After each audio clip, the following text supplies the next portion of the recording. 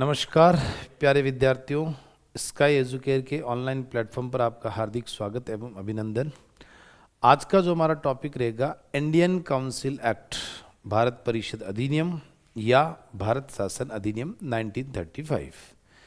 देखिए, अंग्रेजी हुकूमत के समय अलग अलग प्रकार के कानून बनकर भारत में आते थे और ईस्ट इंडिया कंपनी जब भारत में आई तो ईस्ट इंडिया कंपनी की भारत में आने के बाद 1773 से एक संवैधानिक विकास रेगुलेटिंग एक्ट इंडिया में आता है और उसके बाद से कंटिन्यू उसके बाद में अलग अलग कानून आते रहते हैं, क्योंकि ब्रिटेन का जो संविधान है वो मौखिक संविधान है, लिखित संविधान नहीं है। उसी कड़ी में जो सबसे बड़ा कानून आया था वो 1935 का भारत शासन अधिनियम आया था और इससे जस्ट पहले 1919 का मॉन्टेग्यू चेम्सफोर्ड सुधार अधिनियम, अर्थात 1919 का भारत शासन अधिनियम आया था और उसके बाद जो सबसे बड़ा आया था वो 1935 का भारत शासन अधिनियम आया था। और उसकी लगभग मतलब भारतीय संविधान का अगर यूं देखा जाए तो 3/4 हिस्सा यानी 2/3 हिस्सा, अगर यूं अपन कहें तो 2/3 हिस्सा हमने उसको कॉपी किया है। और भारतीय संविधान के 395 अनुच्छेदों में से 250 आर्टिकल्स हमने आर्टिकल 19 जो आर्टिकल है जो भारत इंडियन काउंसिल एक्ट 1935 के अधिनियम से लिए हैं। कई लोगों का ये भी कहना है कि 1935 के अधिनियम से हमने हमारा संविधान चोरी किया है, लेकिन मैं आपको जानकारी के लिए बता दूं कि 1935 का जो अधिनियम भारत में आया था उसके लिए 3 गोलमेज सम्मेलन इंग्लैंड में हुए थे। पहला 1930 में, दूसरा 1931 में और तीसरा 1932 में। हालांकि सबसे बड़ी पार्टी जो थी वो भारतीय राष्ट्रीय कांग्रेस थी। कांग्रेस की तरफ से महात्मा गांधी गोलमेज सम्मेलन में भाग लेने के लिए गए थे, लेकिन अंबेडकर की दलित निर्वाचन प्रणाली की मांग को लेकर गांधी जी बड़े नाराज थे और गांधी जी वहाँ से वापस चले आते हैं और गोलमेज सम्मेलन असफल हो जाता है। और तीसरे गोलमेज सम्मेलन के अंदर फिर कांग्रेस नहीं जाती है, लेकिन कांग्रेस के अलावा जो बड़े बड़े कई अन्य राजनीतिक दलों के जो लोग थे, जैसे सबसे बड़ी बात करें डॉक्टर भीमराव अंबेडकर, उस तीनों गोलमेज सम्मेलन में शामिल थे। कई राजे महाराजे भी थे। तो उन्हीं के परिणाम स्वरूप भारतीयों की इच्छा शक्ति के अकॉर्डिंग 1935 का अधिनियम आया था। और जब भारत आज़ाद हुआ 1947 में, तो उस दौरान ये कहा गया अंग्रेजी संसद के द्वारा कि 15 अगस्त 1947 के बाद ब्रिटेन की संसद द्वारा बनाया गया कोई भी कानून भारतीय अधिराज्य पर लागू नहीं होगा, लेकिन जब तक भारत का अपना संविधान बनकर तैयार नहीं हो जाता तब तक भारत 1935 के अधिनियम के तहत ही शासन करेंगे, इंडियन काउंसिल एक्ट के तहत। ठीक है, तो देखिएगा भारत शासन अधिनियम जो इंडियन काउंसिल एक्ट जो है, ये सबसे बड़ी चीज़ है कि इसका हमने 2/3 हिस्सा कॉपी किया है और गोलमेज सम्मेलन का परिणाम है। और भारत 26 जनवरी 1950 को जब भारत का संविधान लागू हुआ तब तक हम 1935 के अधिनियम से ही क्या कर रहे थे, शासन कर रहे थे। देखिएगा, इसमें पहली बात हमारी क्या है कि 1919 के अधिनियम की आवश्यकता क्यों पड़ी, बहुत डिटेल से हम इसको जानेंगे। पहली बात तो 1919 का जो मैंने कहा ना कि अधिनियम जो आया था मॉन्टेग्यू चेम्सफोर्ड सुधार अधिनियम, इस अधिनियम के तहत इसकी विफलता, यानी प्रांतों में द्वैत शासन प्रणाली, प्रांतों में द्वैत शासन प्रणाली असंतोषजनक थी। क्या थी द्वैत शासन प्रणाली? द्वैत का मतलब 2 प्रकार की सरकार में 2 प्रकार का क्लू है, यानी जो प्रांत की सरकार थी उसमें 2 प्रकार के विषय आते थे द्वैत शासन में। कौन कौन से आते थे, मैं बोर्ड पर इसको क्लियर कर देता हूं। द्वैत शासन, इसमें आरक्षित विषय और दूसरा हस्तांतरित विषय है। हस्तांतरित विषय,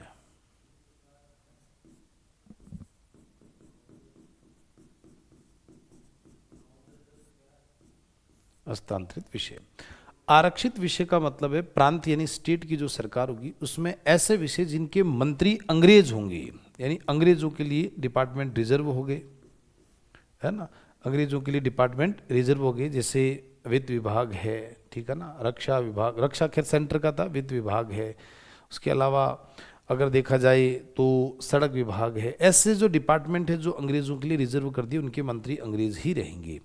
और ऐसे विभाग जैसे शिक्षा विभाग, स्वास्थ्य विभाग, है ना, जो भारतीयों को ट्रांसफर किए जा रहे हैं, यानी इनके मंत्री कौन बनेंगे, भारतीय थे। एक ही सरकार में अंग्रेज और भारतीय दोनों शामिल हैं, उसको क्या बोला गया? द्वैत शासन बोला गया। इस द्वैत शासन से बहुत ज़्यादा निराशा हुई थी, बहुत ज़्यादा लड़ाई अंग्रेज़ और भारतीयों को बहुत ऐसे कमज़ोर डिपार्टमेंट दिए गए जिनकी कोई वैल्यू नहीं थी। इसके कारण ये एक विफल व्यवस्था रही थी और इसके कारण इस व्यवस्था को हालांकि सेंटर में लागू कर दिया गया, स्टेट से इसको हटा दिया गया। एक तो ये थी।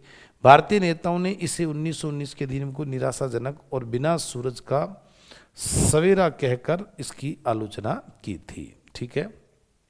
फिर धीरे धीरे भारतीयों की बढ़ती आकांक्षाएं क्या कि पूर्ण स्वशासन की मांग। 1929 में कांग्रेस ने पंडित नेहरू के नेतृत्व में लाहौर में रावी नदी के किनारे पूर्ण स्वशासन, पूर्ण स्वराज्य की मांग उत्पन्न की थी और धीरे धीरे ये मांग जोर पकड़ रही थी। ब्रिटिश प्रतिक्रिया ये थी कि 1928 में, एक्चुअल में 1919 का जो अधिनियम आया था उसमें ये बात लिखी हुई थी कि इसके 10 साल बाद में एक आयोग, एक कमीशन बनेगा और उसकी रिपोर्ट के आधार पर ही, उसकी रिपोर्ट के आधार पर ही यहाँ पर क्या लिखा गया है कि अगला अधिनियम भारत में भेजा जाएगा। 1919 के अधिनियम की जो कमियां थी उनको पूरा करने के लिए। तो 1919 में अगर 10 साल जोड़े तो 1929 होना चाहिए, लेकिन अंग्रेजों ने उससे पहले ही 1927 में कमीशन बना दिया, साइमन कमीशन, जॉन साइमन की अध्यक्षता में। उसकी रिपोर्ट 1928 में आ जाती है, तो इसलिए इसको साइमन कमीशन कहते हैं। हालांकि 1927 में, माफ़ कीजिएगा, 1928 में इसको, 27 में इसका गठन कर दिया था। 28 में ये इंडिया आता है और वर्किंग करना प्रारंभ करता है। भारतीयों द्वारा इसका ज़बरदस्त विरोध किया जाता है। तो 1928 का जो साइमन कमीशन जब इंडिया आता है गठित होकर भारत में, तो इसका भारतीयों ने ज़बरदस्त विरोध किया था। और तीनों गोलमेज सम्मेलन 1930 से लेकर 32 में चर्चा, अभी बता दिया मैंने, 30, 31 और 32, इसके आधार पर एक श्वेत पत्र जो जारी किया जाता है वही क्या होता है? 1935 का अधिनियम होता है। और देखिए ये 1928 में जब साइमन कमीशन इंडिया आता है तो इसको साइमन कमीशन गो बैक के नारे होते हैं, क्योंकि भारतीय कहते हैं कि आपको 1919 के अधिनियम के परीक्षण की कोई ज़रूरत नहीं, हमें पूर्ण आज़ादी चाहिए, हमें अगला कोई नया कानून नहीं चाहिए। इसलिए साइमन कमीशन का ज़बरदस्त भारत में क्या होता है? विरोध होता है। और इसी के परिणाम स्वरूप इसकी रिपोर्ट के आधार पर ही 1935 का भारत शासन अधिनियम भारत में आता है। ये एक हमने थोड़ा सा ग्राउंड आपको समझाने का प्रयास किया है। और तीनों गोलमेज सम्मेलन और साइमन कमीशन की रिपोर्ट के आधार पर गोलमेज सम्मेलन होते हैं और उसके आधार पर 1935 का भारत शासन अधिनियम भारत में आता है। नेक्स्ट देखिएगा कि एक युगांतरकारी विधान भारत शासन अधिनियम क्या है? ब्रिटिश संसद द्वारा पारित अब तक का सबसे लंबा और सबसे जटिल अधिनियम, क्योंकि 1773 का रेगुलेटिंग एक्ट, 1784 का पिट्स इंडिया एक्ट था, उसके बाद में 1793 का चार्टर एक्ट आ गया, 1813 का चार्टर एक्ट आ गया, 1833 का चार्टर एक्ट आ गया, 1853 का चार्टर एक्ट आ गया, 1858 का भारत शासन अधिनियम, 1861 का भारत शासन अधिनियम, 1892 का भारत शासन अधिनियम, उसके बाद में 1909 का मार्लियामेंटो सुधार अधिनियम, 1919 का मॉन्टेग्यू चेम्सफोर्ड सुधार अधिनियम और 1935 का। ये ब्रिटेन की संसद के द्वारा अलग अलग समय पर बनाए गए कानून थे। अब इनमें सबसे बड़ा जो कानून और जटिल जो सबसे लंबा कानून था वो 1935 का कानून था। इसमें 14 भाग थे। कितने भाग थे? 14। ये सेकंड ग्रेड में सवाल पूछा गया है। 321 धाराएं थी और 10 क्या थी? अनुसूचियां थी। बहुत ही इंपॉर्टेंट है ये, सेकंड ग्रेड में आरपीएससी ने क्वेश्चन पूछ लिया है। इसमें कितनी धाराएं थी? 321। जैसे अपना अनुच्छेद कहते हैं ऐसे 321 इसमें धाराएं थी। 10 इसमें शेड्यूल्स थे, ये ध्यान रखना है। और 14 इसके क्या थे प्यारे विद्यार्थियों? भाग थे। तो भाग बटेगा इसमें अनुसूचियों में और फिर वो किस में बटेगी? धाराओं में बटेगी। तो एक तो ये बहुत ही कॉमन सवाल है, ये आपको पता होना चाहिए। भारत में एक पूर्ण उत्तरदायी सरकार की स्थापना का प्रावधान। पूर्ण उत्तरदायी का मतलब है कि एक गवर्नमेंट बनेगी इंडिया की जो भारत की सरकार की व्यवस्था करेगी, जो भारतीयों से मिलकर बनेगी। इसमें अंग्रेज ना के बराबर रहेंगे, हालांकि अध्यक्ष अंग्रेज गवर्नर जनरल रहेगा, ऐसा इसके अंदर लिखा गया था।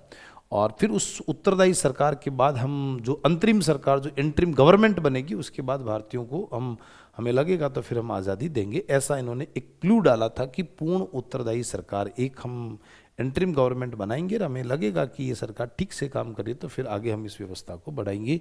और इस अधिनियम में 1919 के अधिनियम की तरह कोई उद्देशिका, देखिए उद्देशिका यानी प्रीम्बल यानी प्रस्तावना, कि कोई भी कानून, कोई भी किताब होती है उसकी प्रीएम्बल, जैसे हमारे संविधान की भी प्रस्तावना है, तो 1919 के अधिनियम की तो प्रस्तावना थी, लेकिन 1935 के अधिनियम में मोस्ट इंपोर्टेंट ये भी पूछा गया कि 1935 के अधिनियम की कोई उद्देशिका नहीं थी, कोई प्रीएम्बल नहीं था। प्रीएम्बल यानी प्रस्तावना, यानी प्रस्तावना का मतलब ये होता है, प्रीएम्बल का मतलब कि उस बुक का, उस कानून का जो मूल सारांश जो होता है उसको प्रीएम्बल कहा जाता है, ठीक है ना।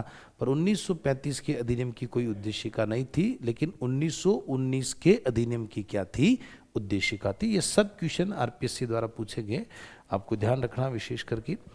चलिए अब देखिए धीरे धीरे इसमें आगे बढ़ते हैं। जैसे इसमें अभी देखो कितने भाग थे, 14। देखो अब ये आप देख रहे हो, अब इन भागों के बारे में थोड़ा सा हम डिटेल से अध्ययन करते हैं।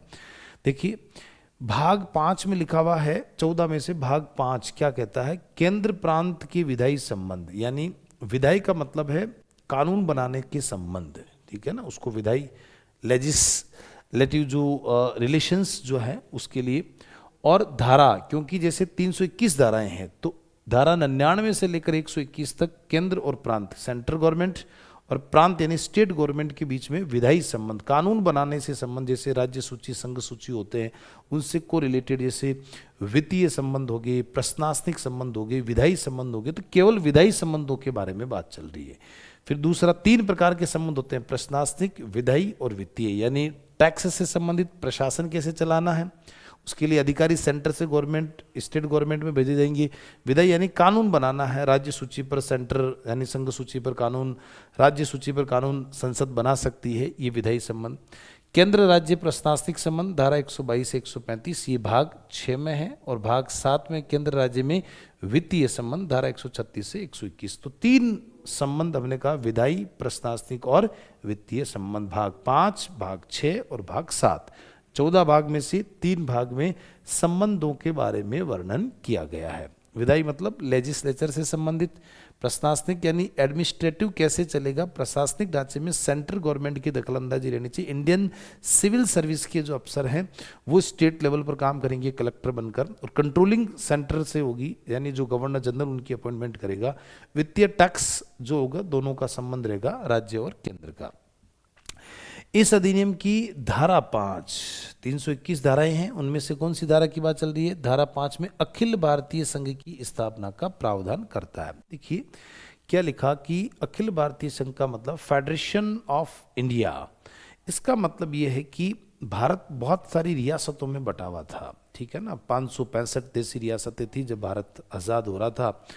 तो रियासतें अलग मांग कर रही थी कि हमारा अलग कंट्री बनना चाहिए, कुछ लोग मुस्लिम के आधार पर अपना अलग देश मांग रहे। भारत अलग अलग धर्मों वाला देश था, तो साफ बोला गया कि इसमें एक अखिल भारतीय संघ का निर्माण करेंगे, लेकिन अंग्रेजों ने एक शर्त डाल दी कि ऑल इंडिया यानी फेडरेशन ऑफ इंडिया, हम भारत संघ यानी सबकी यूनिटी बनाकर जिसका नाम होगा उसका नाम इंडिया होगा, भारत होगा। लेकिन उसकी एक शर्त थी कि जितनी 565 देशी रियासतें हैं उनमें से आधे से ज़्यादा रियासतें अगर ये यस करती है कि हाँ हम भारत संघ में शामिल होना चाहते हैं, तो ही अखिल भारतीय संघ की स्थापना का प्रावधान होगा, अन्यथा नहीं होगा। क्लियर हो गया, अन्यथा नहीं होगा अखिल भारतीय संघ का। और फेडरेशन का मतलब प्यारे विद्यार्थियों मैं थोड़ा सा क्लियर कर देता हूं, एक शब्द होता है यूनियन, एक होता है यूनियन। फेडरेशन आज भारत में यूनियन ऑफ द इंडिया है, फेडरेशन ऑफ इंडिया नहीं है। फेडरेशन में क्या होता है कि किसी भी राज्य को केंद्र सरकार से अलग होने का अधिकार होता है, और जितने भी राज्य हैं वो समझौते का एक परिणाम होता है, एक समझौता करके केंद्र के साथ मिलते हैं। जबकि यूनियन में क्या होता है कि कोई समझौते का परिणाम नहीं होता है। और दूसरा उसमें लिखा हुआ है कि किसी भी राज्य को केंद्र से अलग होने का कोई अधिकार नहीं है। तो भारत का संविधान का अनुच्छेद 1 ये कहता है कि भारत एक राज्यों का संघ होगा, यूनियन ऑफ द स्टेट होगा, यानी न तो समझौते का परिणाम है, न ही किसी राज्य को केंद्र सरकार से अलग होने का अधिकार है, संघ से अलग होने का अधिकार। अमेरिका फेडरेशन है ना, तो उस समय 1935 में तो फेडरेशन ऑफ इंडिया शब्द को प्रयोग में लिया था। और भारत में पहली बार संघीय शासन, सेंटर की शासन की स्थापना का प्रावधान, यार इसके तहत ये प्रावधान किया गया कि यदि ऐसी रियासतें, रियासत की जगह रियासतें लिख सकता हूं मैं, यहाँ पर टाइपिंग थोड़ा सा ऊपर नीचे है, यदि कम से कम 50% तक संघ में शामिल होने के लिए तैयार हो तो अखिल भारतीय संघ का निर्माण, अन्यथा नहीं। 50% रियासतें अगर 565 में से आधे से ज़्यादा अगर रियासतें यस करेगी तो ही अखिल भारतीय संघ का निर्माण होगा, अन्यथा नहीं होगा। लेकिन वही बात है, हमको तो किसने लूटा? अपनों ने लूटा।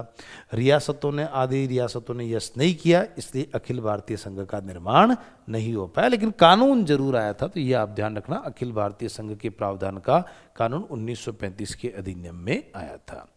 अब एक महत्वाकांक्षी सपना किस प्रकार से, देखिए हमने थोड़ा सा ग्राफिक्स से भी, मैपिंग के माध्यम से हम आपको समझाने का प्रयास करें कि धारा 5 ये कहती है कि अखिल भारतीय संघ की स्थापना का प्रावधान। इस अधिनियम में भारत संघ, फेडरेशन ऑफ इंडिया शब्द का प्रयोग किया गया, पहली बार ये हो गया। और संघ का निर्माण कम से कम कितनी रियासतें? 50 देशी रियासतों के शामिल करने के लिए था। तो ये जो आपको जगह दिख रही है, ये सब जो है प्यारे विद्यार्थियों रियासतों का पार्ट है।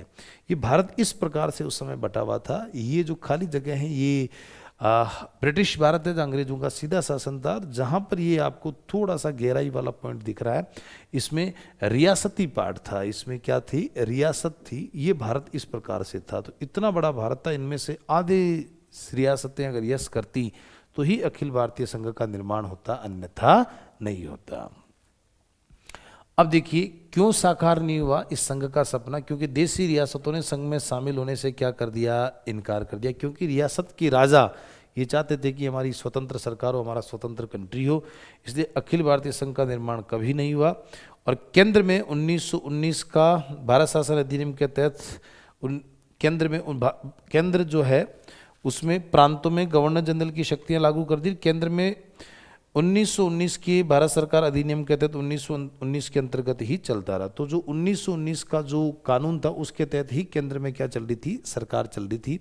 और प्रांत जो है उसमें गवर्नर जनरल की शक्तियों को लागू कर दिया कि गवर्नर जनरल जो है वो प्रांतों में शासन को अपने हिसाब से क्या करेगा? कंट्रोल करेगा, क्योंकि अखिल भारतीय संघ का गठन नहीं हुआ था।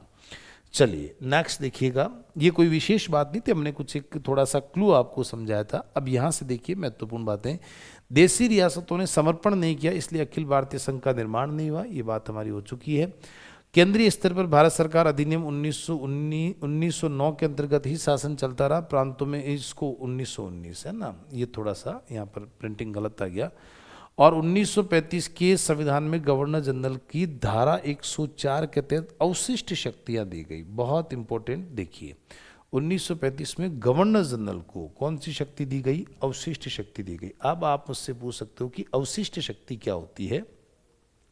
देखिए 3 सूचियां आपने देखी होगी, संघ सूची, राज्य सूची और समवर्ती सूची। जिस पर सेंटर कानून बनाता है संघ सूची, संसद जिस पर राज्य विधानमंडल कानून बनाता है वो राज्य सूची, जिस पर केंद्र और राज्य मिलकर कानून बनाते हैं वो कौन सी सूची हो गई? समवर्ती सूची। एक बात तो ये, पर ऐसा विषय जो तीनों ही सूचियों में नहीं होता है और अचानक वो हमारे सामने आ जाए, उस पर कानून कौन बनाएगा? उस विषय को अवशिष्ट विषय कहते हैं। जैसे साइबर क्राइम, न संघ सूची न राज्य सूची समवर्ती किसी में नहीं है, अब अचानक वो हमारे सामने आ गया, उस पर कानून कौन बनाएगा?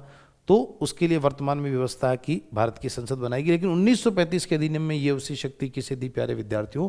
गवर्नर जनरल, जो आज राष्ट्रपति अपन कह सकते हैं, गवर्नर जनरल को ये पावर दी है। और गवर्नर जनरल अपने विवेक से इन शक्तियों को केंद्रीय और प्रांतीय विधायकों को दे सकता था। अगर वो चाहता था गवर्नर जनरल, तो इस शक्तियों को वो केंद्र को भी दे सकता था कि आप अवशिष्ट विषय पर कानून बना लो, और आप चाहो तो प्रांत को भी दे। विधायक का मतलब कानून बनाने वाली संस्था, लेजिस्लेचर, यानी सेंटर में पार्लियामेंट हो गई, स्टेट में जो विधान मंडल हो गया, लेजिस्लेचर जो स्टेट लेवल का हो गया। तो केंद्रीय और प्रांतीय इन दोनों के ऊपर यह व्यवस्था की गई थी। ठीक है, अब आगे देखिएगा इसमें कि देशी रियासतों के संबंध में अवशिष्ट शक्तियां उनके शासकों को देगी। जहां पर ये तो है ब्रिटिश प्रांत की व्यवस्था, लेकिन अभी थोड़ी देर पहले आपने नक्शा देखा जहां देशी रियासतें थी, उन देशी रियासतों के लिए क्या था कि अवशिष्ट शक्तियां किसको दी गई? रियासत के राजा को दी गई कि अगर रियासत में कानून बनाना है, अचानक ऐसा कोई विषय आ गया, तो रियासत का राजा खुद उसके लिए शक्ति का प्रयोग करेगा, उसको सेंटर और स्टेट गवर्नमेंट से पूछने की आवश्यकता नहीं है। तो फिर से मैं बता देता हूँ, अवशिष्ट शक्तियाँ ऐसा विषय जो संघ सूची, राज्य सूची, संवर्ती सूची में नहीं है। अचानक कोई ऐसा विषय आ गया तो उस पर कानून कौन बनाएगा, उस विषय को क्या कहा जाता है, अवशिष्ट विषय, और उसके लिए उस समय गवर्नर जनरल को पावर दी गई धारा 104 के तहत, और रियासत में राजाओं को ये शक्ति दी गई कि आप अवशिष्ट विषय पर क्या बना सकते हैं, कानून बना सकते हैं। बहुत ही आसान सा। देखिए संघ सूची, उस समय संघ सूची में उस जमाने में 59 विषय, वर्तमान में कितने हैं मैं यहाँ पर दोनों लिख देता हूँ। वर्तमान में कितने हैं, 97 विषय हैं। और उस समय राज्य सूची पर कितने, 54, आज कितने हैं, 59 है वर्तमान में, ये ध्यान रही। और संवर्ती सूची पर 36, आज कितने हैं, 52। तो वर्तमान में कितने विषय हैं, इसमें 52 विषय हैं। तो संघ सूची, राज्य सूची और संवर्ती सूची, तीन हमारी क्या है, सूचियां हैं। तो इस समय की कितने कितने विषय थे, तो संघ सूची में 59 विषय, राज्य सूची में 54 विषय और संवर्ती में 36। इस पर संसद कानून बना सकती थी और इसमें प्रांतीय विधानमंडल कानून बना सकता था, ठीक है। और यहाँ पर दोनों मिलकर क्या बना सकते हैं, कानून बना सकते हैं। लेकिन दोनों में अगर विवाद हो गया तो फाइनली किसका उत्तर माना जाएगा, संसद का राइट माना जाएगा, अगर विवाद होता है तो, है ना। तो ये 59, 54 और 36, ये तीनों आपको ध्यान रखना। एग्जाम में कई बार एग्जाम में सवाल पूछा गया कि जैसे शक्तियों का विभाजन वर्तमान में कौन सी अनुसूची में है, 7वीं अनुसूची के अंदर है, ठीक है ना। लेकिन उस समय भी 7वीं अनुसूची में था, है ना। जैसे तो जो उसमें अनुसूचियां थी, है ना, उनमें से 10 अनुसूचियों में से 7वीं अनुसूची में, आज भी जो विषय जो बटे हुए हैं वो कौन सी अनुसूची में है, 7वीं अनुसूची में है। आगे देखिए, धारा 104 हम पढ़ चुके हैं। अवशिष्ट शक्तियां गवर्नर जनरल को दी गई और गवर्नर जनरल अपने विवेक से अगर चाहता था तो केंद्र और प्रांत की विधायिका यानी लेजिस्लेचर, विधानमंडल या संसद को दे सकता था। देशी रियासतों में अवशिष्ट शक्तियां किसको दी गई, शासकों को दी गई थी। ये आ गया 59, 54 और 36 और गवर्नर जनरल को ये बंटवारा, ये हमने पहले ग्राफिक से था और ये प्रैक्टिकल। ध्यान रखना कि 10 अनुसूचियों में से 7वीं अनुसूची के अंदर ये विषय दिए गए थे। नेक्स्ट देखिएगा, न्याय का जो नया एक केंद्र था, संघीय न्यायालय। देखिए मैं इसके लिए थोड़ा सा आपको क्लियर कर देता हूँ। देखिए 1935 का जो अधिनियम आया था उसके तहत दिल्ली के अंदर एक संघीय न्यायालय, फेडरल कोर्ट की स्थापना की गई, फेडरल कोर्ट। तो 1935 के अकॉर्डिंग 1 अक्टूबर 1937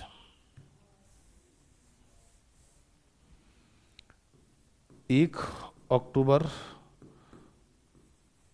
1937 को फेडरल कोर्ट की स्थापना, इसको हिंदी में मैं कह सकता हूं संघीय न्यायालय, ठीक है, संघीय न्यायालय। अब देखिए ये सुप्रीम कोर्ट नहीं था, इसका काम क्या था, केंद्र और राज्य, केंद्र सरकार और राज्य सरकार में अगर विवाद हो गया तो मुकदमे सुनेगा।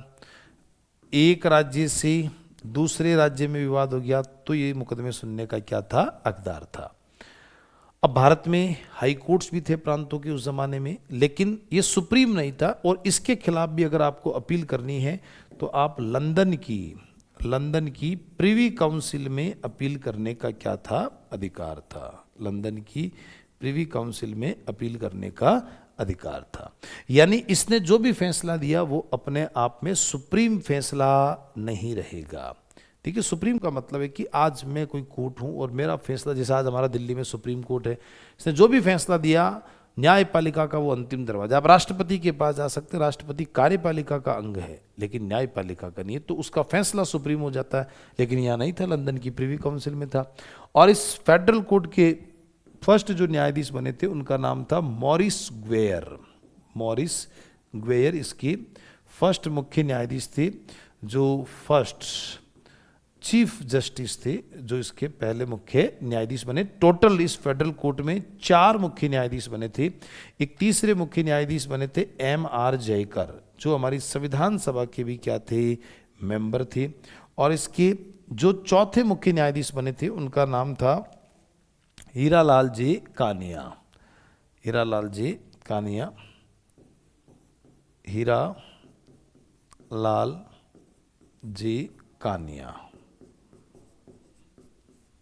हीरालाल जी कानिया, ठीक है। अब देखिए हीरालाल जी कानिया, इसका मतलब क्या है कि इस फेडरल कोर्ट के अंतिम मुख्य न्यायाधीश ये थे। फिर भारत का संविधान 26 जनवरी 1950 को लागू हुआ और उसके साथ साथ ही 26 जनवरी 1950 को भारत का संविधान जब लागू हुआ तो 28 जनवरी, प्यारे विद्यार्थियों, 28 जनवरी 1950 को हमारे यहाँ पर जो उच्चतम न्यायालय यानी सुप्रीम कोर्ट की स्थापना हो गई, सुप्रीम कोर्ट की। और हीरालाल जी कानिया जो संघीय न्यायालय के अंतिम जो मुख्य न्यायाधीश थे, इन्हीं को बोला गया कि आप ही सुप्रीम कोर्ट के पहले क्या कहलाएंगे, चीफ जस्टिस कहलाएंगे। क्योंकि 28 जनवरी 1950 को लंदन की प्रीवी काउंसिल को क्या कर दिया गया, समाप्त कर दिया गया कि अब 28 जनवरी से लंदन की प्रीवी काउंसिल का कोई निर्णय नहीं होगा और जो दिल्ली में संघीय न्यायालय जो फैसला देगा वो अंतिम फैसला होगा। इसलिए वही संघीय न्यायालय किस में बदल गया, सुप्रीम कोर्ट में बदल गया, यानी उसका फैसला सुप्रीम रहेगा। तो संघीय न्यायालय ही किस में बदला, बाद में सुप्रीम कोर्ट में बदला। तो पहले नाम फेडरल कोर्ट था, उसका फैसला अंतिम नहीं था, अब उसका नाम सुप्रीम कोर्ट है क्योंकि इसका फैसला क्या है, अंतिम। तो जो संघीय न्यायालय का अंतिम चौथा मुख्य न्यायाधीश था वही हमारे सुप्रीम कोर्ट का पहला मुख्य न्यायाधीश बन गया, हीरालाल जे कानिया। तो ये इसके पहले मुख्य न्यायाधीश थे फेडरल कोर्ट के, मॉरिस ग्वेयर थे। देख लीजिए इसको। देखिए स्टैब्लिश कब हुआ, 1 अक्टूबर 1937 को, और काम प्रारंभ किया इसने 6 सितंबर 1937 से। अब देखिए इसमें 27 जनवरी 1950 कार्य आरंभ, हालांकि जो 1 अक्टूबर 1900,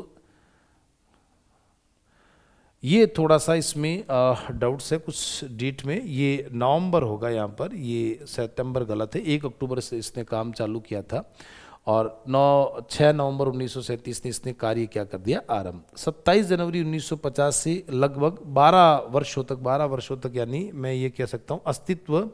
देखिए 1 मिनट, 27 जनवरी 1980 या थोड़ी सी कुछ मिस्टेक है, इसको मैं 27 का मतलब एंड 27 जनवरी तक यहाँ ठीक है। और 28 जनवरी से इसकी जगह नया कोर्ट आ गया, कौन सा, सुप्रीम कोर्ट आ गया। तो ये इसलिए डेट यहाँ पर लिखी क्योंकि 28 से सुप्रीम कोर्ट आ गया, तो 27 जनवरी तक ये क्या रहा, अस्तित्व में रहा था।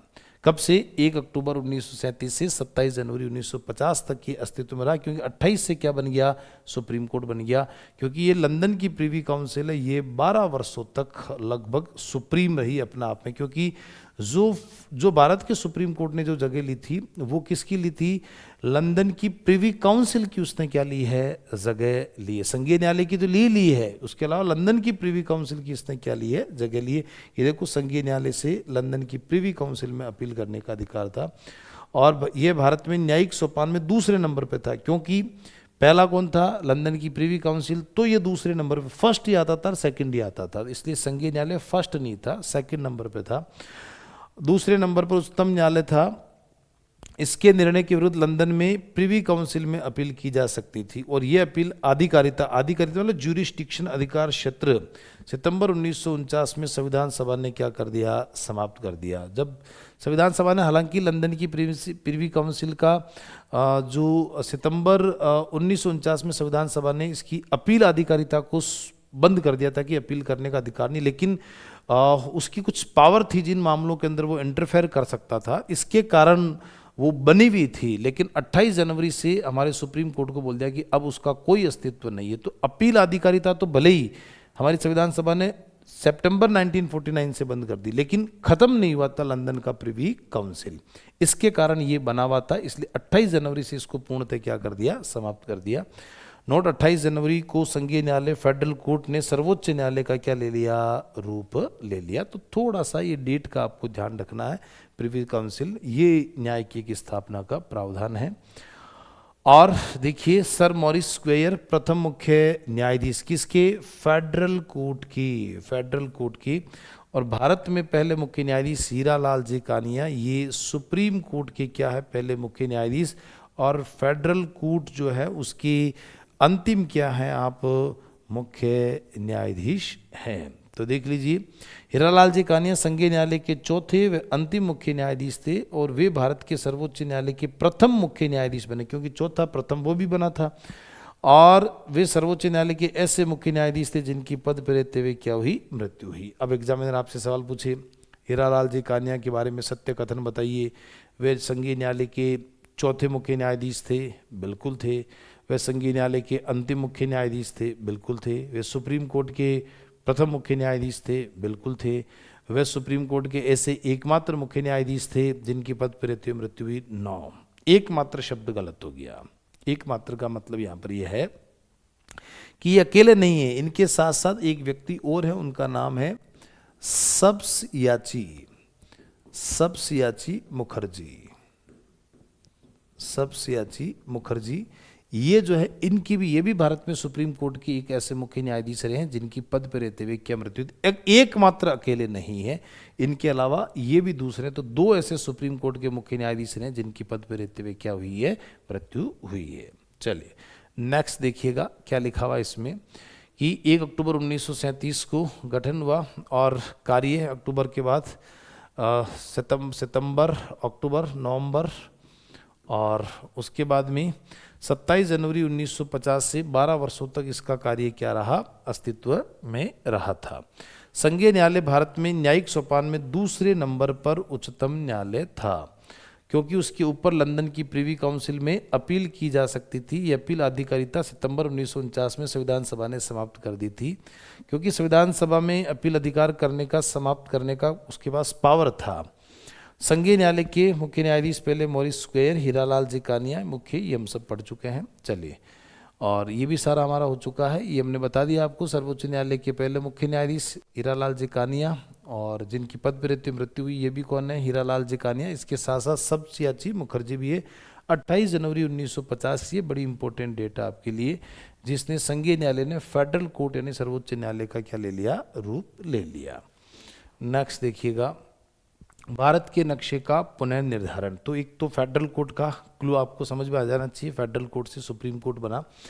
भारत के नक्शे का पुनर्निर्धारण क्या है, पुनर्निर्धारण देखिएगा, बर्मा है ना, धारा 46(2) के तहत बर्मा को भारत से अलग कर दिया गया। 1937 में बर्मा के लिए अलग कानून बना। बर्मा जिसको आज म्यांमार कंट्री कहा जाता है, तो ये भी भारत का हिस्सा था, अंग्रेज इस पे हुकूमत करते थे।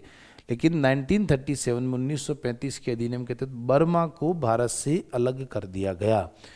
ये पूछा गया सेकंड ग्रेड 2025 में। बिल्कुल, बर्मा भारत का हिस्सा था जिसे आज म्यांमार कहते हैं, और जिसके संविधान का भी प्रारूप, हमारे संविधान के प्रारूप जो BN राव जिन्होंने बनाया था, उन्होंने ही बर्मा के संविधान का प्रारूप बनाया था। तो 1937 के तहत 1935 के अधिनियम जो 1937 में लागू हुआ, तो 1937 में बर्मा भारत से क्या हो गया, अलग हो गया। जो इसको 321 धाराएं थी, तो धारा 46(2) के तहत बर्मा को क्या किया गया है, अलग किया गया। मैं पूरा बड़ा लिख देता हूँ यहाँ पर, धारा 46(2) जो 1935 के अधिनियम की जो धारा है 46(2) के तहत इसको क्या कर दिया, अलग कर दिया। सिंध, धारा 289 के तहत बॉम्बे से अलग करके एक प्रांत बनाया गया। सिंध जो है, बॉम्बे जो बाद में 1960 में मराठी भाषा के आधार पर महाराष्ट्र बना और गुजराती भाषा के आधार पर क्या बना, गुजरात बना। पहली बात तो आपको ये पता होनी चाहिए। दूसरा, 289 के तहत बॉम्बे से अलग कर एक नया प्रांत बनाया गया, सिंध। तो सिंध पहले बॉम्बे में था, मुंबई उसकी एक राजधानी है महाराष्ट्र की, लेकिन बॉम्बे एक प्रांत था बहुत बड़ा। बाद में मैंने अभी कह दिया मराठी भाषा के महाराष्ट्र, गुजराती भाषा के आधार पर गुजरात। उससे पहले सिंध भी उसमें शामिल था। तो ये तो आज़ादी के बाद 1960 में अलग हुए महाराष्ट्र और गुजरात, लेकिन ये जो सिंध है ये उस समय 1937 में बॉम्बे से अलग हो गया, धारा 289 के तहत अलग कर दिया। 289 के तहत, तो धारा 289 के तहत ये भी अलग हो गया इससे, तो बर्मा हो गया। उसके अलावा सिंध, और आज की तारीख में सिंध कहाँ है, पाकिस्तान में है, भारत में, क्योंकि उस समय तो भारत पाकिस्तान एक था। उड़ीसा 289 के तहत बिहार से अलग करके एक नया प्रांत बना। देखो, बिहार खुद बंगाल का बहुत बड़ा हिस्सा था। आज का उड़ीसा, बंगाल, बिहार, बांग्लादेश, पश्चिम बंगाल, ये पूरा बंगाल था। तो पहले उससे बिहार अलग हुआ, और बिहार से अलग करके नया राज्य कौन सा बना दिया, उड़ीसा, जो आज ओडिशा के नाम से जाना जाता है। ये सब 1935 के अधिनियम के बाद वापस अंग्रेजों ने सब चीज़ें चेंज किए, अलग अलग स्टेट्स बनाए हैं। बरार एक रियासत का एक हिस्सा था जो हैदराबाद का निज़ाम, हैदराबाद दक्षिण के अंदर हैदराबाद का निज़ाम हुआ करता था, उसका आधिपत्य था। उससे वो अलग करके और उसको एमपी, जिसको आजकल उस जमाने में मध्य प्रांत कहते थे, अब उसको एमपी कहते हैं, मध्य प्रदेश, उसमें जोड़ दिया गया। तो देखो निज़ाम जो हैदराबाद का, उससे स्वायत्त करके मध्य प्रांत का अंग बनाया गया बरार, ठीक है ना। तो ये आपको ध्यान रखना, बरार जो है ये दक्षिण भारत से किसको दे दिया, एमपी को दे दिया, मध्य प्रांत को दे दिया, ठीक है ना। तो बरार मध्य प्रांत में आ गया। उसके अलावा अदन है ना, ब्रिटिश भारत से अलग कर दिया गया, अदन की जिसे खाड़ी कहते हैं, जो अंग्रेजी हुकूमत ब्रिटिश भारत के था उससे उसको भी क्या कर दिया, अलग कर दिया। तो ये एक नक्शे का पुनर्निर्धारण, जिसमें सबसे ज़्यादा इम्पोर्टेंट बर्मा है, जो म्यांमार जो भारत से अलग हुआ है उसी के दौरान। ये देखिए सिंध है, उड़ीसा है, बरार है, अदन, ये सब इससे जो एक थे क्लू, उनको अलग अलग भागों में तोड़ा गया और भारत का एक नया नक्शा अंग्रेजों ने तैयार किया है। चलिए, हमने कुछ ग्राफिक्स के माध्यम से आपको समझाने का पूरा प्रयास किया। जैसे धारा 289 के तहत बिहार से अलग हुआ कौन सा, उड़ीसा हुआ, धारा 289, और धारा 289 के तहत ही बॉम्बे से सिंध अलग हुआ। धारा 46 क्लोज 2 के तहत अलग हुआ है, बर्मा भारत से अलग हुआ है, ठीक है। देख लीजिए इसको 1935 के अधिनियम को 1919 के अधिनियम की तरह उद्देशिका का उल्लेख नहीं था, और ये तुम बात कर चुके। बर्मा, ये ब्रह्मा नहीं है, थोड़ा सा टाइपिंग मिस्टेक है, बर्मा का प्रशासन इसी अधिनियम की धारा 46(2) के तहत बर्मा को भारत से क्या कर दिया, अलग कर दिया। तो जो 1919 के अधिनियम में उद्देशिका थी, 1935 में ऐसा नहीं है, हम पहले बात कर चुके हैं, और बर्मा को अलग कर दिया। बर्मा जो भारत का एक प्रांत था, बर्मा जो भारत का एक प्रांत था, 1937 में ये जो बर्मा है ये अलग करके इसके लिए अलग कानून बना दिया धारा 288 के तहत। और उसके तहत देखिए कानून बनाने का प्रावधान, अलग कानून बनाने के लिए भी 288 के तहत अलग कानून बनाया गया। तो ये उसकी धारा 288 के तहत उसको अलग कानून बनाने का पावर दिया गया। इस एक्ट के तहत बॉम्बे, सिंध, बिहार, उड़ीसा को 289 के तहत क्या कर दिया, अलग कर दिया। सब पर बात कर चुके हैं। निर्देशों का उपकरण, प्यारे विद्यार्थियों, बहुत इंपॉर्टेंट। आप भारत के संविधान में नीति निदेशक टॉपिक पढ़ते हैं, डायरेक्टिव प्रिंसिपल्स, उन्हीं को आधार यही है। आज हम नीति निदेशक तत्व कहते हैं जो आयरलैंड से हमने लिए, लेकिन 1935 के अधिनियम में भी कल्याणकारी योजनाओं के प्रावधान थे राज्य के लिए, और उनको उस समय नीति निर्देशों का उपकरण कहते थे। आज नीति निदेशक तत्व कहते हैं, उस जमाने में निर्देशों का उपकरण। तो एग्जामिनर आपसे यह भी पूछ ले कि नीति निदेशक तत्वों को 1935 के अधिनियम में किस नाम से जाना जाता था, निर्देशों के उपकरण नाम से जाना जाता था। बाद में फिर हमने आयरलैंड से भी बहुत सारी चीज़ें ऐड करी। 1935 के निर्देशों को, उपकरण को हमने आधार बनाकर आयरलैंड से कुछ चीज़ें लेकर, और फिर एक नया टॉपिक बना दिया था संविधान सभा में भाग 4 में, नीति निदेशक तत्व। तो निर्देशों का उपकरण का उल्लेख इसी अधिनियम में था, और वर्तमान में इन्हें राज्य का नीति निदेशक तत्व का मोस्ट इंपॉर्टेंट है ना, ये ध्यान रहे, जो भाग 4 का मेन आधार बना था। ठीक है, चलिए नेक्स्ट देखिए। सदन को ब्रिटिश, अदन को, सदन की जगह ये थोड़ा सा टाइपिंग मिस्टेक है, अदन को ब्रिटिश भारत से क्या कर दिया गया, अलग कर दिया गया। जनवरी 1946 में प्रांतीय विधान सभा के चुनाव इसी अधिनियम के तहत हुए, जिन्होंने संविधान सभा के सदस्यों का चुनाव किया। देखिए 1935 के अधिनियम के तहत भारत में चुनाव कराए गए थे, और जो जनवरी 1946 में प्रांतीय विधानसभाओं के चुनाव हुए, 11 ब्रिटिश प्रांतों में जो विधानसभाएं थी, और जब संविधान सभा के जो चुनाव हुए थे, इन विधानसभा के सदस्यों ने ही संविधान सभा के मेंबर्स का क्या किया था, चुनाव किया था। तो इसलिए हमारी संविधान सभा का चुनाव अप्रत्यक्ष रूप से हुआ था, प्रत्यक्ष रूप से नहीं हुआ था, क्योंकि ये जो मेंबर्स चुने गए थे विधानसभा के, इन्होंने ही आगे जाकर उनका चुनाव किया था। और काउंसिल ऑफ स्टेट्स, राज्य परिषद की संख्या, यानी जैसे आज हम जिसको राज्यसभा कहते हैं, उस जमाने में क्या कहते थे, राज्य परिषद कहते थे। उसकी संख्या, जैसे हमारी संसद के 2 सदन बनाए गए, कितने सदन बनाए गए, 2 सदन। तो उच्च सदन जो बना था उसको काउंसिल ऑफ स्टेट्स यानी राज्य परिषद कहते थे, जिसकी संख्या कितनी रखी, 260।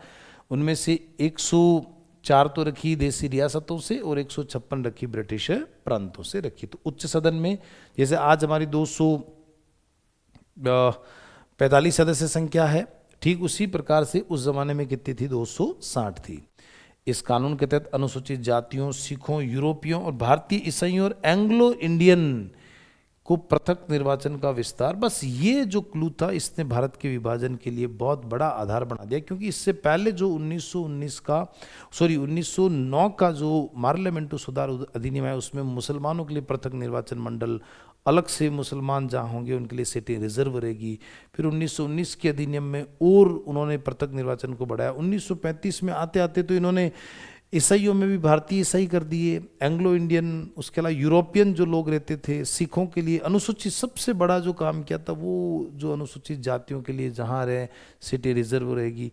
तो ये आरक्षण देकर अंग्रेजों ने भारत में फूट डालो और राज करो की नीति का जो आधार बना लिया। तो 1909 से जो नाग के दांत बोए गए थे, क्योंकि मार्ले जो इंडियन सेक्रेटरी थे उन्होंने मिंटो साहब को कहा कि मिंटो साहब जो ये नाग के दांत जो बो रहे हो ना आप, ये इनका जहर बड़ा कड़वा होगा, और ये जहर इतना कड़वा कि इतने प्रकार से इन्होंने बांटने का प्रयास किया। ये मोस्ट इंपॉर्टेंट फैक्ट है, क्योंकि ये कई बार एग्जाम पूछा गया कि पृथक निर्वाचन प्रणाली का विस्तार कहाँ तक किया गया। तो अनुसूचित जातियों, सिख समुदाय, क्योंकि मुसलमानों के लिए 1909 में कर दिया था, यूरोपीय, भारतीय ईसाइयों, 1919 में ईसाइयों के लिए किया, यहाँ पर फिर भारतीय ईसाइयों को और यूरोपियनों के लिए कर दिया, एंग्लो इंडियन के लिए कर दिया। तो ठीक है, ये थोड़ा सा ध्यान रखना कि पृथक निर्वाचन प्रणाली का क्या हो रहा है, विस्तार हो रहा है। और 1930 से 32 तक 3 गोलमेज सम्मेलन में प्राप्त निष्कर्षों पर एक श्वेत पत्र प्रकाशनवाद 1930, 1931 और 1932, इन तीनों के आधार पर ही जो श्वेत पत्र हुआ था उसी को ही क्या कहते हैं 1935 का भारत शासन अधिनियम कहा जाता है। लॉर्ड लिनलिथगो जो भारत के गवर्नर जनरल थे, उनकी अध्यक्षता में गठित समिति की रिपोर्ट के आधार पर ही 1935 का अधिनियम आधारित था। तो 1935 के अधिनियम के लिए जो गठित समिति बनी वो पहले विद्यार्थियों किसके नेतृत्व में बनी थी? लॉर्ड लिनलिथगो जो है उन्हीं की अध्यक्षता में जो कमेटी बनी। मोस्ट इंपोर्टेंट कि 1935 के अधिनियम के लिए गठित समिति की अध्यक्षता किसने की थी? लॉर्ड लिनलिथगो, जो उस समय इंडिया के क्या थे? गवर्नर जनरल थे। नेक्स्ट देखिएगा, अब शासन और प्रतिनिधित्व की अन्य कुछ महत्वपूर्ण धाराएं। भारत शासन भारत परिषद का अंत, यानी 1858 के स्थापित भारत परिषद अधिनियम को समाप्त कर दिया गया। इसका मतलब क्या है? जब 1857 का विद्रोह हुआ उसके बाद पहला जो कानून आया था उसमें 1858 का आया था, उसका नाम रखा था भारत परिषद अधिनियम या भारत शासन अधिनियम। और उसमें साफ कहा गया कि ईस्ट इंडिया कंपनी का अब शासन समाप्त किया जाता है, ब्रिटेन की क्राउन यानी महारानी है उसका सीधा शासन इंडिया के ऊपर होगा। अब जो भी कानून आएगा वो भारत शासन अधिनियम या भारत परिषद अधिनियम के नाम से आएगा। और गवर्नर जनरल का पदनाम बदलकर वाइसराय कर दिया गया। वॉइस रॉय, यानी अब गवर्नर जनरल वही बोलेगा जो महारानी कहेगी, यानी उसके अंदर जो वॉइस होगी अंदर वो किसकी होगी? महारानी की होगी, इसीलिए उसका नाम वॉइस रॉय रखा गया था। लेकिन अंग्रेजों ने जो 1935 का अधिनियम आया उसमें साफ कह दिया कि हम भारत परिषद कानून का अंत कर रहे हैं, कि यानी ये अंग्रेजी हुकूमत की तरफ से लास्ट कानून है। अब जो भी कानून आएगा वो भारतीय स्वतंत्रता अधिनियम ही आएगा। तो पहली बात तो डिक्लेयर कर दिया कि ये अंग्रेजी हुकूमत की तरफ से लास्ट कानून। अब कब आएगा स्वतंत्रता ये पता नहीं, हमने बहुत बड़ा कानून बना दिया, लंबे समय तक इस कानून के तहत ही हम शासन करेंगे। अंग्रेजों ने कहा भारत परिषद का क्या है? अंत है। तो भारत परिषद के अंत की घोषणा कर दी इस कानून के अंतर्गत। एक बात तो ये। दूसरा, निर्देशों का उपकरण हमने पढ़ ही लिया। नीति निर्देशक तत्व जो हमारे डायरेक्टिव प्रिंसिपल है, जो हमारी कल्याणकारी योजना है, उनका कारण बना ये निर्देशों का उपकरण। पृथक निर्वाचन प्रणाली का विस्तार हमने पढ़ लिया। ये मोस्ट इंपोर्टेंट अनुसूचित जाति एससी के लिए, सिख, यूरोपियन, भारतीय ईसाइयों और एंग्लो इंडियन के लिए इसका विस्तार किया गया।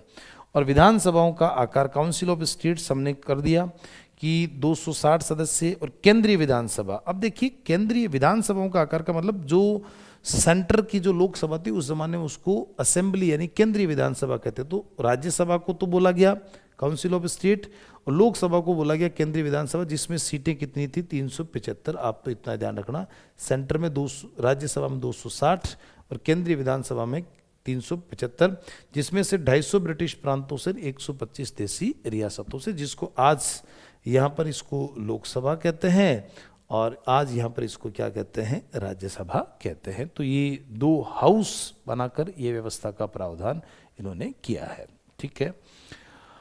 अब देखिए 1935 के अधिनियम में प्रस्तुत की गई संघीय व्यवस्था सर्वाधिक जटिल थी, क्योंकि इसमें संघवाद फेडरेशन की व्यवस्था थी। अब देखिए राज्य समझौते के परिणाम जो भारत एक राज्य का जो संघ होगा राज्यों का, वो फेडरेशन होगा, यानी एक तो समझौते से राज्य लिए जाएंगे और किसी भी राज्य को सेंटर से अलग होने का अधिकार था। ये थोड़ी जटिल प्रक्रिया थी। इस अधिनियम में भारत में पूर्ण उत्तरदायी सरकार के गठन का प्रावधान किया गया, यानी पूर्ण उत्तरदायी सरकार का मतलब है भारतीयों से मिलकर जो सरकार बनेगी, और उसमें उन्होंने कहा कि लास्ट में हम इंटरिम गवर्नमेंट भी बनाएंगे, इसके तहत व्यवस्था करेंगे। प्रांतों में द्वैत शासन समाप्त करने के लिए केंद्र में लागू, मोस्ट इंपॉर्टेंट प्रांत में, जो भी मैंने ये जो टॉपिक स्टार्ट हुआ तब बताया कि वही आरक्षित विषय और हस्तांतरित विषय, जो नहीं आरक्षित यानी ऐसे विषय जिन पर अंग्रेज ही मंत्री होंगे, वो अंग्रेजों के लिए रिजर्व हो गए। हस्तांतरित का मतलब ऐसे विषय जो भारतीयों को क्या कर दिए गए, ट्रांसफर कर दिए गए हैं, वो हस्तांतरित विषय हो गए। अब ये व्यवस्था प्रांत में समाप्त कर दी और कहाँ लागू कर दी, केंद्र में। कई बार एग्जाम आएगा। तो 1919 के भारत शासन अधिनियम के तहत द्वैत शासन प्रणाली प्रांतों में लागू हुई, और 1935 के अधिनियम के तहत इस द्वैत शासन प्रणाली को प्रांत से समाप्त करके हुबहू केंद्र में लागू कर दिया गया। तो प्रांत में हो गई समाप्त, और कहाँ लागू हो गई, केंद्र में। वही आरक्षित विषय और हस्तांतरित विषय, यानी जो सरकार होगी उसमें काले और गोरे यानी अंग्रेज और भारतीय दोनों होंगे, इसी को द्वैत शासन कहा गया था। बहुत ही आसान सा है। इस अधिनियम की धारा 11 व 12 गवर्नर जनरल को कुछ मामलों में स्वविवेक, जैसे आज भारत के संविधान में कहीं पर भी राष्ट्रपति, जो गवर्नर जनरल का पदनाम अब राष्ट्रपति बन गया, राष्ट्रपति को भारत के संविधान में कहीं भी स्वविवेक का अधिकार नहीं है। लेकिन ध्यान रहे 1935 के अधिनियम की धारा 11 और 12 के तहत राष्ट्रपति की जगह जो गवर्नर जनरल था उसको स्वविवेक का भी अधिकार था। और देखो इसीलिए वो आरक्षित विषय जो है वो उस पर अपना कोई भी अंग्रेज को मंत्री बनाकर और वहाँ पर वो अपने विषय दे सकता था कि आप इन मुद्दों, इन मंत्रालयों के मिनिस्टर बनेंगे, और उनके ऊपर वो कुछ ना कुछ कानून बनाने का हकदार था। जैसे डिफेंस, प्रतिरक्षा अंग्रेज ही बनेगा, ईसाई धर्म, विदेशी संबंध, विदेश मंत्री अंग्रेज ही बनेगा, जनजातीय क्षेत्रों के संबंध में ये जो निर्णय गवर्नर जनरल खुद करता था, ये उसके स्वविवेक थे। जबकि हस्तांतरित विषय किसको सौंपे गए, भारतीयों को सौंपे गए थे, जैसे शिक्षा, स्वास्थ्य, ये सब है ना। अब बिना, जैसे वित्त मंत्री इनके पास होता था आरक्षित विषय में, बिना पैसे के शिक्षा मंत्री क्या कर लेगा, स्वास्थ्य मंत्री क्या कर लेगा। तो जो मेजर पॉइंट जो डिपार्टमेंट्स थे वो अंग्रेजों ने अपने पास रख लिए, और जो आसान थे, जिनसे कोई बड़ा काम नहीं किया जा सकता बिना पैसे के, वो डिपार्टमेंट इंडियंस को दे दिए गए थे। ठीक है, नेक्स्ट देखिएगा द्वैत शासन। देखिए अब इसको 3 भागों में हमने यहाँ पर तोड़ा है। देखिए कंपनी, देखिए कंपनी का मतलब है कि ईस्ट इंडिया कंपनी जब भारत में शासन करती थी तब 1784 का एक पिट्स इंडिया एक्ट आया था। उसके तहत कंपनी में द्वैत शासन लगा। किस में लगा, कंपनी में लगा। और कंपनी में द्वैत शासन ये लगा कि जो एक तो होगा बोर्ड ऑफ डायरेक्टर, जिसका काम होगा व्यापारिक कार्य। देखो कंपनी में कैसे लगा कि कंपनी में एक वर्ग तो व्यापारिक कार्य करेगा, और दूसरा जो बोर्ड ऑफ डायरेक्टर होगा, और दूसरा जो वर्ग होगा वो काम करेगा राजनीतिक कार्य करेगा। तो एक पॉलिटिकल काम होगा, एक व्यापारिक काम होगा। तो ये कंपनी में कौन सा शासन लगा, द्वैत शासन 1784 में, जो समाप्त कब हो गया, 1858 में। क्यों हो गया, क्योंकि 1857 के विद्रोह के बाद 1858 में ईस्ट इंडिया कंपनी का शासन भारत से क्या कर दिया, समाप्त कर दिया। तो जो कंपनी में द्वैत शासन 1784 में लगा वो 1858 में क्या हो गया, समाप्त हो गया। फिर प्रांत में प्रारंभ 1919, इसमें क्या था, प्रांत में आरक्षित विषय और हस्तांतरित विषय। हस्तांतरित विषय, आरक्षित और कौन कौन से, हस्तांतरित। आरक्षित के अंदर मंत्री कौन बनेगा, अंग्रेज बनेगा, और हस्तांतरित में मंत्री कौन बनेगा, भारतीय बनेगा। ठीक है, तो ये प्रांत में 1919 में लागू किया और 1935 में क्या कर दिया, समाप्त। फिर 1900 यही सेम व्यवस्था को लागू कर दिया 1935 में। जो 35 में लगा, फिर देश 1947 में आज़ाद हुआ, तब ये भी क्या कर दिया, समाप्त। अब अंग्रेज कोई मंत्री नहीं रहेगा, मंत्री कौन रहेंगे, भारतीय। तो देश शासन के प्यारे विद्यार्थियों 6 सवाल। कंपनी में कब लगा, 1784 में। कंपनी का शासन 58 में खत्म, तो 1858 में समाप्त हो गया। प्रांतों में देश शासन 1919 में लगा, 1935 में समाप्त कर दिया। वही व्यवस्था को केंद्र में लागू कर दिया, 1935 में लगा केंद्र में, और 1947 में क्या कर दिया, समाप्त कर दिया। तो 6 प्रकार के सवाल ये। 1937 में 11 प्रांतों में प्रांतीय विधानमंडलों के लिए निर्वाचन हुआ। कितने? 11 प्रांतों में चुनाव हुए थे 1935 के अधिनियम के तहत 1937 में, क्योंकि 1935 का अधिनियम लागू ही 1937 में हुआ था। और उनमें से 5 प्रांतों में मोस्ट इंपोर्टेंट कांग्रेस की बहुमत से सरकार बनी। कई बार एग्जाम पूछा गया कि 1935 के अधिनियम के तहत जो चुनाव हुए उनमें से कांग्रेस को कितने राज्यों में बहुमत मिला? 5 राज्यों में मिला 11 में से, बाकी भारत देशी रियासतों में बटा हुआ था।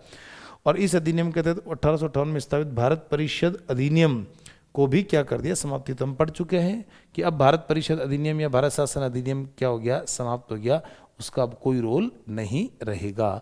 अब जो भी कानून आएगा वो भारतीय स्वतंत्रता अधिनियम के नाम से ही आएगा।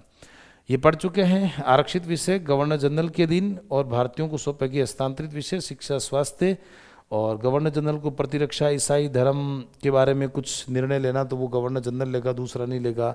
विदेशी संबंध, किसी दूसरे देश से विदेशी संबंध बनाने तो विदेश मंत्री अंग्रेजी रहेगा। जनजातीय जो ट्राइब्स एरिया उनके बारे में कोई निर्णय लेना तो वो अंग्रेज करेंगे। धारा 11-12 हम कर चुके हैं।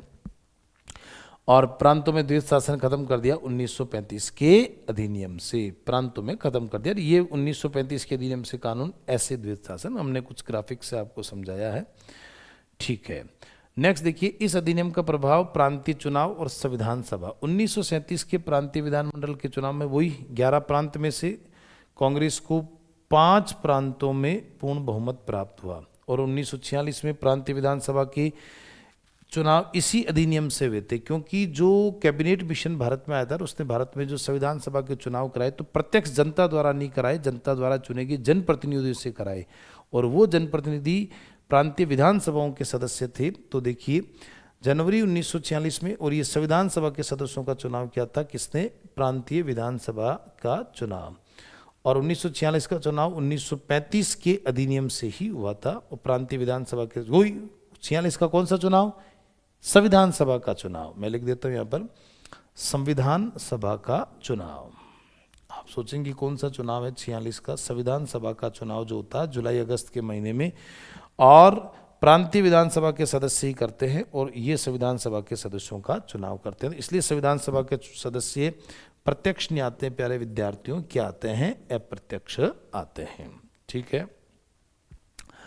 इस अधिनियम द्वारा निम्न सदस्यों की नियुक्ति व हटाने यानी पदच्युति के अधिकार गवर्नर जनरल को दिए गए, कि कुछ ऐसे पद थे जिनकी नियुक्ति गवर्नर जनरल ही करेगा, और हटाएगा भी कौन? Governor general. देखिए, वित्तीय सलाहकार जो होगा उसकी नियुक्ति गवर्नर जनरल करेगा, हटाएगा वो। महाधिवक्ता, एडवोकेट जनरल, आज महाधिवक्ता का पद राज्य में होता है अनुच्छेद 165 के तहत, 165 के तहत होता है। और सेंटर में महान्यायवादी अटॉर्नी जनरल होता है। तो आपसे अगर ये पूछे कि महाधिवक्ता का पद जो है भारत में कहाँ से लिया गया? 1935 के अधिनियम से लिया गया, जो राज्य सरकार का सबसे बड़ा विधि अधिकारी होता है, जबकि सेंट्रल गवर्नमेंट का सबसे बड़ा विधि अधिकारी अटॉर्नी जनरल ऑफ इंडिया होता है। और वो पद हमने कहाँ से लिया था? ब्रिटेन से लिया था। लोक सेवा आयोग के अध्यक्ष व सदस्य UPSC, union public service commission है ना, इनके अध्यक्षों और सदस्यों को बनाने का अधिकार और हटाना गवर्नर जनरल के पास। रेलवे बोर्ड के अध्यक्ष सदस्य, रिजर्व बैंक का गवर्नर और डिप्टी गवर्नर। ध्यान रहे, रिजर्व बैंक जो है वो 1934 का एक अलग से कानून आया था, उसके तहत गठित हुआ था, 1935 के अधिनियम के तहत गठित नहीं हुआ था। हाँ, कुछ क्लू उसमें जरूर आया था कि 1935 में ये जो रिजर्व बैंक के गवर्नर, डिप्टी गवर्नर, उनको नियुक्त करने के लिए गवर्नर जनरल को अधिकार दिया गया। इस अधिनियम के द्वारा दोनों सदनों में अगर मतभेद हो गया तो संयुक्त बैठक का भी प्रावधान किया गया। जैसे आज है कि लोकसभा और राज्यसभा में अगर किसी प्रकार का विवाद हो गया तो भारत के संविधान का अनुच्छेद 108 जो है वो राष्ट्रपति को ये पावर देता कि दोनों सदनों की संयुक्त बैठक बुला सकता है। तो ध्यान रहे, उस जमाने में जो राज्य परिषद थी और केंद्रीय विधानसभा, अगर उन दोनों में विवाद हुआ तो उस दौरान गवर्नर जनरल क्या बुला सकता था? संयुक्त बैठक यानी जॉइंट सिटिंग बुलाने का अधिकार रखता था। मोस्ट इंपोर्टेंट कि 1935 के अधिनियम के तहत भी संयुक्त बैठक का प्रावधान था। इस अधिनियम के द्वारा कुछ विधेयकों को विधानमंडल में प्रस्तुत करने से पूर्व गवर्नर जनरल की पूर्व अनुमति लेना आवश्यक था। देखिए, जैसे आज की हम बात करें तो जैसे आज धन विधेयक है, धन विधेयक को लोकसभा में पेश करने से पहले राष्ट्रपति की पूर्व अनुमति की क्या है? आवश्यकता है। तो ऐसे बहुत सारे बिल आज भी जैसे राष्ट्रपति की पूर्व अनुमति से होते हैं, तो उस जमाने के अंदर भी बहुत सारे ऐसे कुछ विधेयक थे, बिल थे, जिनको पेश करने से पहले राष्ट्रपति की अनुमति क्या थी, आवश्यक थी।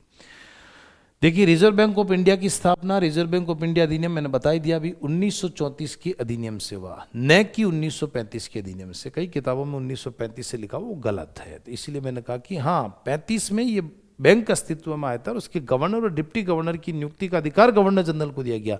लेकिन रिजर्व बैंक की स्थापना, प्यारे विद्यार्थियों, जो हुई थी वो 1934 का एक अलग से कानून आया था बैंक के लिए, उससे हुई थी। तो ये ध्यान रखना क्लू, 1935 से रिजर्व बैंक की स्थापना नहीं हुई थी और अप्रैल 1935 में ये बैंक क्या आ गया, अस्तित्व में आ गया।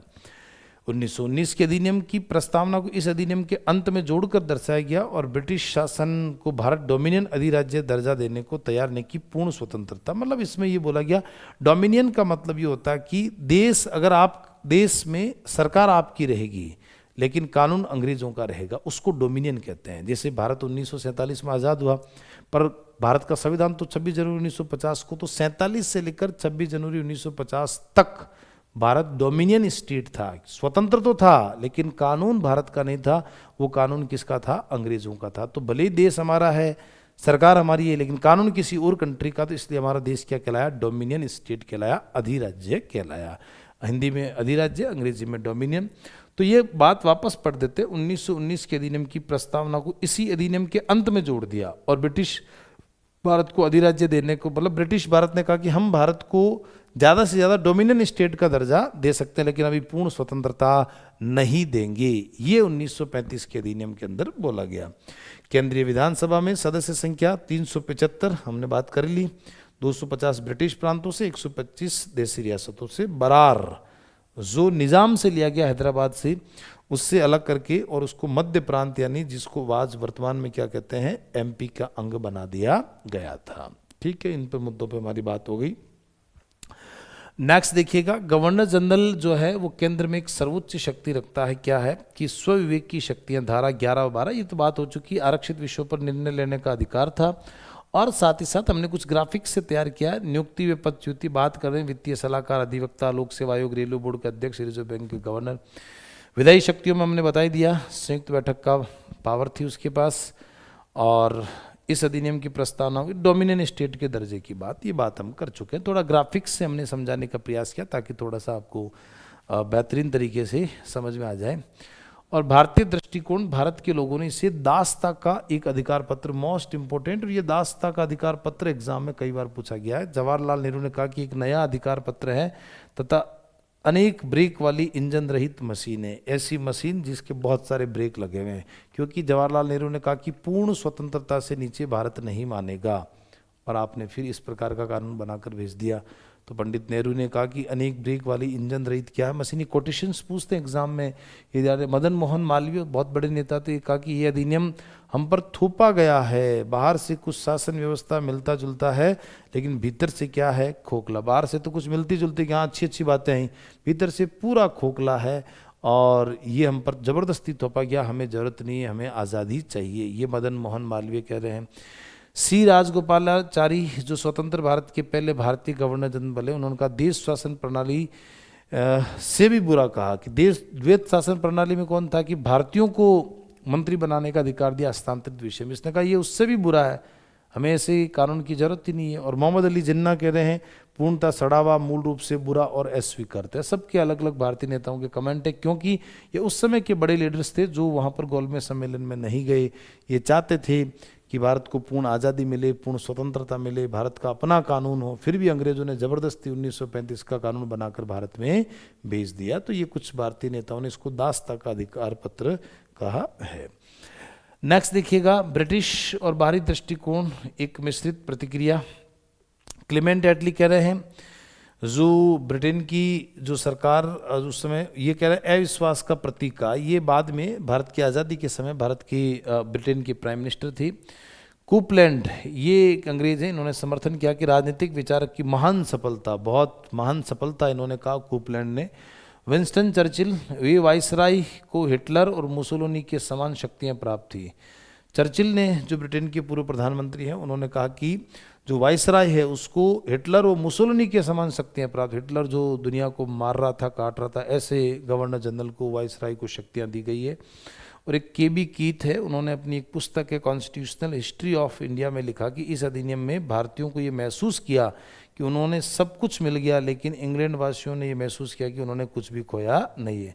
कितनी गहरी बात उन्होंने कोपलैंड ने, सॉरी ये केबी कीथ ने कही है कि भारतीयों को लग रहा है हमें बहुत कुछ मिल गया, इंग्लैंड वाले सोच रहे हैं हमें तो कुछ खोया ही नहीं है। तो कुछ दिखावा बहुत ज़्यादा था, लेकिन क्योंकि वो फूट डालो की राज करो की नीति थी, क्योंकि इसमें जो पृथक निर्वाचन मंडल था उसका बहुत ज़्यादा क्या हो गया, विस्तार हो गया। तो ये कहीं ना कहीं हमारे लिए नुकसानदायक चीज़ थी। तो कुछ कमेंट है जो आपको सीधे सीधे याद करने हैं। चलिए, वो जो कमेंट थे वो कि वो एज इट इज़ आपके सामने लिखे हुए हैं, तो आपको ई नोट्स में उपलब्ध हो जाएंगे, आप इनको पढ़ सकते हैं।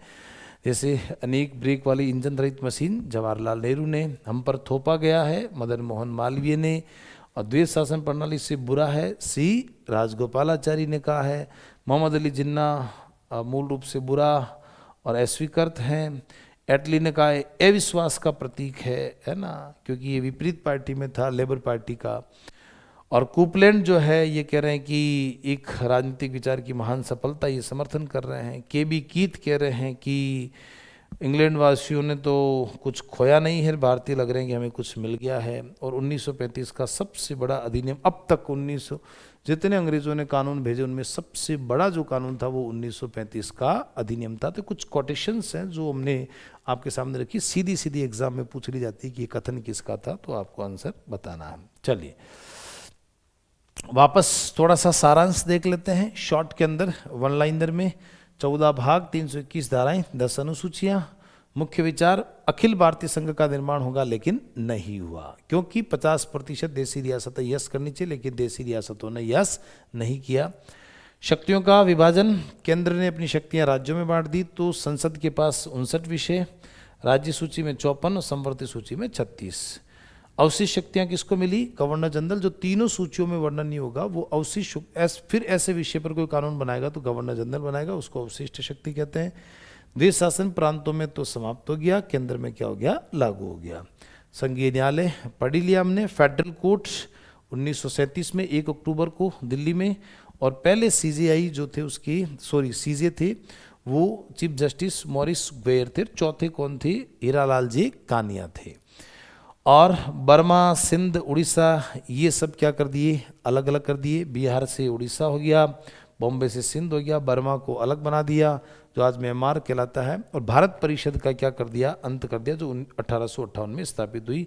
नेहरू का कथन हमने पढ़ लिया, अनेक ब्रेक वाली इंजन रहित मशीन, ऐसी मशीन जिसमें बहुत सारे ब्रेक लगे हुए हैं, इसमें जगह जगह ऐसी चीज़ें डाली गई है जिसमें भारतीयों का शोषण हो रहा है। इसलिए जवाहरलाल नेहरू ने इसका विरोध किया, क्योंकि वो पूर्ण स्वतंत्रता की मांग कर रहे थे, वो ये नहीं चाहते थे कि भारत को टुकड़ों में कानून मिले। चलिए प्यारे विद्यार्थियों, आज हमने 1935 का अधिनियम पढ़ा, और स्काई एजुकेयर ऐप पर आपको पूरा कोर्स जो उपलब्ध हो रहा है भारतीय संविधान और राज्य व्यवस्था का और स्टेट पॉलिटिकल का पूरा, साथ ही साथ हमारे इस ऐप में आपको इंग्लिश के अंदर भी नोट्स अवेलेबल रहेंगे। ऐप में आपको फोल्डर के अंदर ई नोट्स में पूरे के पूरे ट्रांसलेट अंग्रेजी नोट्स भी आपके साथ उपलब्ध रहेंगे, ताकि इंग्लिश मीडियम के बच्चे को पूरी मदद मिल सके भारतीय संविधान और कानून व्यवस्था को पढ़ने में। बहुत बहुत धन्यवाद, आभार, थैंक यू।